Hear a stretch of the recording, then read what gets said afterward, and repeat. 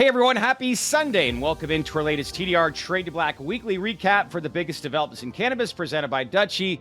I am your host, Shad Dales. This past week, well, it was anything but quiet. We had proposed changes for hemp in Texas, a major crackdown on the illicit market led by Attorney General Pam Bondi and HHS Secretary RFK Jr., and a spending bill from the DOJ trying to block cannabis rescheduling, though that one is already being called dead on arrival. So let's calm down. And of course, Iron Mike Tyson, he's making headlines once again. So lots of review. It was a volatile week for cannabis stocks. Let's walk you through, calm the nerves, and get you set up for next week, because this is the latest TDR weekly recap for the biggest developments in cannabis presented by Dutchie. Let's get into it. All right, let's begin with Mike Tyson, because when Iron Mike speaks, as we know, people will listen. Earlier this week on the Katie Miller podcast, Tyson didn't pull any punches when it came to marijuana reform. He called cannabis medicine and mocked politicians for being, quote, afraid of a little flower. For Tyson, the plant isn't about politics, it's about healing and common sense. But here's the important reason why I'm bringing him up this week. He reminded listeners that cannabis rescheduling he still believes is going to happen. It's what Biden initiated, and it's now what Trump is considering, planning to move cannabis from a Schedule 1 to a Schedule 3, and the fact that it acknowledges medical value. And with that, it opens the door for more research and, more importantly, allows cannabis businesses to finally access tax deductions that every other industry enjoys. Tyson admitted he hasn't spoken directly with Trump on the matter, but said he has been in touch with administration insiders and that he expects good news soon, so that's promising. As he put it, the worst thing that usually happens from overindulgence is you fall asleep when consuming cannabis. So really, that's a perspective only Tyson really can deliver on. So the key here is that he expects good news soon when it comes to cannabis rescheduling. Important to note that. Meanwhile, in Washington, Congress once again showed that cannabis reform, let's face it, is never a straight line. The House Appropriations Committee advanced its annual spending bill covering the Commerce, Justice, and Science agencies, and tucked inside is language that would block the DOJ from rescheduling or descheduling marijuana. So when you think about it, think of it as Congress trying to pull the emergency brake on a train that's already left the station. Doesn't make sense. So even as the Trump's administration rescheduling proposal inches forward, House Republicans want to freeze it. The good news? The rider is unlikely to survive in the Senate, so don't read too much into this. The bill does keep in place the long-standing Rohrabacher Far Rider, which protects state medical programs from federal interference, and it adds clarity around enforcement near schools and public housing. But it does offer nothing towards adult use markets, and for advocates hoping for more federal-state alignment, the message is pretty clear. Not yet. Bottom line, the bill, it's a mixed bag. It shields medical markets, but tries to kneecap a federal reform momentum. So expect the Senate to strip the anti-rescheduling provision, which adds another layer of uncertainty, but, you know,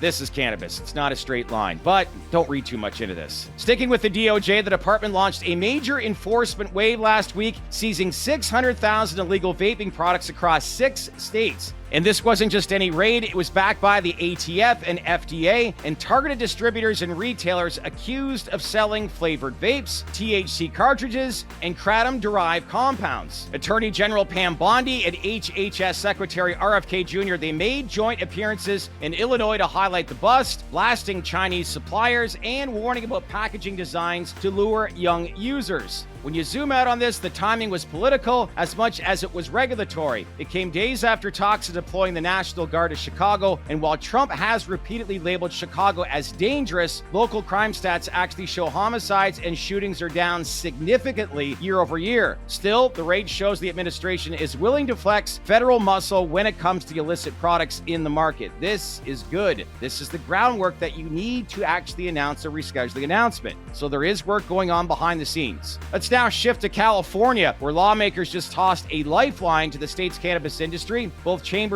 overwhelmingly passed Assembly Bill 564, rolling back the controversial 25% excise tax that hit in July. So if signed by Governor Gavin Newsom, the tax will reset back to 15% until at least 2028. Supporters say the higher tax was suffocating legal operators while fueling the illicit market, which we're all very familiar with. With effective rates already over 40% in some places, the rollback rollback is, let's face it, being held as common sense. As Assemblymember Matt Haney put it, if you want to support the legal industry, piling on more costs makes absolutely no sense. Another reason why it's very complicated operating in California for the regulated market. Also making news from Washington, the DOJ announced it's withdrawing more than 50 proposed rules and regulatory actions as part of a broader deregulation push under Trump's executive order. Some of those rules touched on hemp and cannabis research. I bring this up because the key point, though, is that this rollback does not affect the ongoing process to reschedule cannabis under the Controlled Substances Act. That effort remains alive even as other regulatory proposals get swept away. So think about that. That is interesting. Let's now move south to the Lone Star State in Texas, where regulators are slowly expanding the state's compassionate use program. Draft rules now give doctors a process to propose new qualifying conditions, while the Department of Public Safety prepares to award 9 new dispensary licenses by December, expanding the total to now 15. For patients, the changes mean more access, not only to additional conditions like chronic pain and traumatic brain injury, but also to improve vape devices as part of treatment. With that, it's not a California-style green rush, but it does mark steady progress in one of the nation's largest states. Staying on the topic of Texas, and this really was the big news of the week. Texas Governor Greg Abbott, he finally issued a landmark executive order on hemp-derived THC products, something that changes the state's approach now that the legislature failed to settle the issue. So here's what the executive order includes. First, it bans the sale of hemp THC products to anyone under 21 years old and requires retailers to verify government-issued IDs at the point of sale. Failure to do so could mean a loss of their license. Second, it directs the state's agencies, Texas Department of State Health and Services, the Texas Alcoholic Beverage Commission, and the Department of Public Safety to coordinate enforcement. So these agencies are going to tighten up rules on labeling and testing, strengthen record keeping, and increase licensing fees to support oversight. Third, it asks for a study to build out a more comprehensive regulatory framework using past legislative proposals like House Bill 309 as models. So the idea is to create a safer, clearer regulatory path without years of legislative delay. Governor Abbott framed the order as safety for kids, freedom for adults, saying Texas won't wait for further legislative gridlock to protect children while still preserving access and responsibility for adults. Of course, as we know, there was pushback. Lieutenant Governor Dan Patrick, he criticized the order, saying it amounts to a de facto legalization or legitimization of the current THC market without enough protections, especially near schools and with questions about enforcement. So the bottom line here is the executive order doesn't ban THC products outright, but it makes a serious move towards regulating them, putting age limits, stronger consumer safeguards, and enforcement mechanisms in place now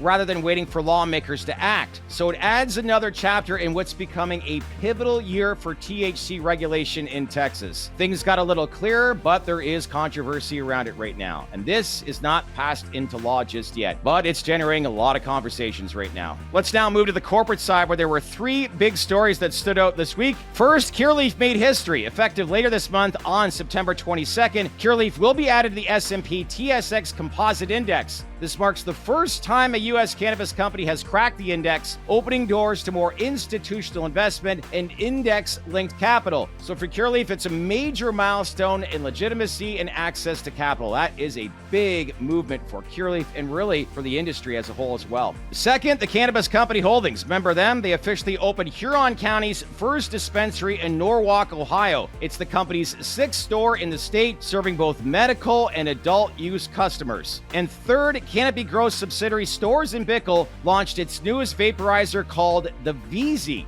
It's smaller, more affordable, and comes in multiple colors aimed at making medical-grade devices more accessible to consumers worldwide. If there's any company that knows vaporizers, it's Jurgen Bickel at STORZ and BICKEL. So curious to see how this will move. So there you have it. Another busy week for cannabis news, from Mike Tyson pushing reform to Congress trying to stall rescheduling to Texas expanding its program and California cutting taxes. That's a good thing. The storylines continue to evolve this week. I know it was a volatile week for cannabis stocks, so pay attention to support and resistance this week, especially if there's further delays around rescheduling. The most important takeaway here this week, rescheduling is still very much alive. All these proposed rules being cut back, it's still front and center with the major priority is rescheduling of cannabis, and then people like Attorney General Pam Bondi and HHS Secretary RFK Jr. making appearances in Chicago where they're starting to crack down on the illicit market. This is the groundwork that needs to be laid, so read between the lines here, people. So with that, enjoy the rest of your weekend. One thing, make sure to scan this QR code to become a daily baked-in newsletter subscriber that's delivered to your inbox weekdays, Monday through Friday at 8 a.m. Eastern Time, giving you all the latest information on the business and the reform side of the cannabis industry. As well, love to get your feedback. What'd you think of this week? Frustrated? If you like the momentum that's building, leave your comments below. We'd love to get your feedback. As usual, if you like this breakdown, make sure to give it a like, subscribe, and smash on that bell for all notifications. That's it for our latest weekly recap for the TDR Trade to Black biggest developments for the week in cannabis, presented by Dutchie. I'm your host, Shad Dales. Enjoy the rest of your weekend. Enjoy some football if you're watching that too, and we'll see you all back here next week. Thanks again, everyone, and I'll see you in the next video. Take care.